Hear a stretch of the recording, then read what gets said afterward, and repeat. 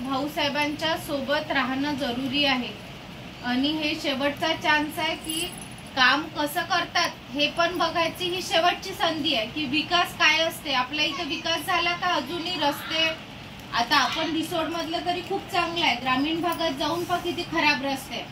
इथपासनं सुरुवात आहे म्हटल्यानंतर आपल्याला आता हा एक वेळेस फक्त बदल करून पाहायचा आहे.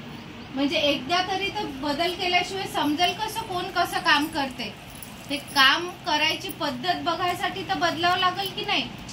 तर त्याच्यामुळे तुम्हाला चिन्ह नंतर कळेल, तुम्हाला त्या चिन्हाच्या मागे उभं राहायचं आहे. सगळे हुशार आहे, सगळ्यांना आपला काही आपण मागेच चाललोय. काही होऊन राहिला का त्याच्यामध्ये. बस स्टँड पहा, बाकीच्या गावचे बस स्टँड पहा, दुसऱ्या जिल्ह्यातले ना आपलं पाहून घ्या कसं. त्याच्यामुळे हे सगळं बदल करायसाठी आपल्याला एकदा भाऊसाहेबांना आमदार बनवायचं. तुम्हाला सगळ्यांना माझी विनंती आहे, भाऊसाहेबांच्या पाठीमागे उभं राहा. तुमच्या सर्व बहिणींचा साथ द्या, म्हणजे ते नक्कीच यशस्वी होतील.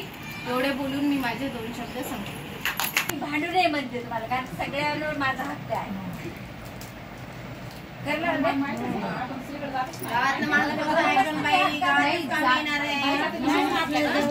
इकडे तिकडे जाऊन काहीच उपयोग नाहीये.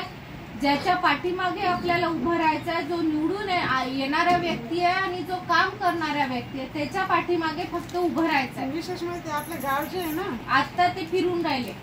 याच्या पहिले कुठे गेले होते.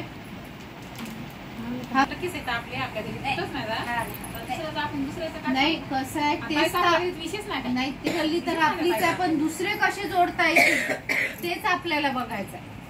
आपण तर आहेच, पण दुसरी जोडावं लागतील ना. ताकद लावल्याशिवाय हे नाही होणार. आपले आपण आता इथे किती जणी आहोत, 25-30 जणी आहोत.